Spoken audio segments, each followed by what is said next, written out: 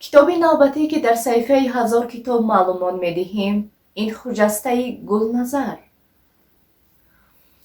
خجسته کتاب 14 در سلسله کتاب‌های 30 سالگی استقلالیت است.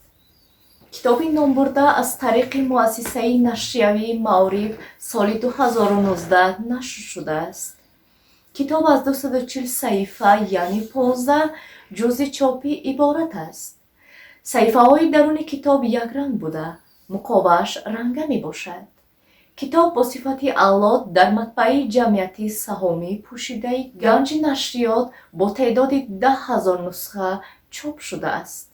گلنظر کلدی 20 سپتامبر سال 1945 در ناحیه عینی تولد شده است. فارغ التحصیل فاکولته فیلولوژی تاجیک دانشگاه دولتی تاجیکستان، کارمند مطبوعات، مدیر بخش نظمی مجله صدای شرق، سرمحرر هفته‌واره ادبیات و صنعت، وکیل مجلس نمایندگان مجلس عالی جمهوری تاجیکستان بود. حالا معاون رئیس کمیته جایزه دولتی به نام ابو عبدالله رودکی، عضو اتفاق نویسندگان تاجیکستان از سال 1973، برنده جایزه دولتی به نام ابو عبدالله رودکی، شاعر خلقی تاجیکستان.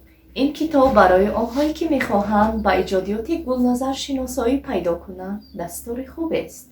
کتاب را از مغازه‌های کتاب میتوانید دسترس نمایید.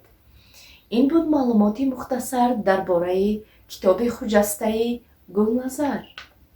نوابسته از تضادهای زندگی با شما تنها کتاب همنشین و همصحبت است. زیرا یگانه دوستی که شما را فریب نمیدهد و بی آزار است این کتاب می باشد. کتاب خوانید و با ما باشید. پخش نمودن تومچه قید را فراموش نکنید. خیر دوستان عزیز، تا نشری نوبتی صفحه 1000 کتاب.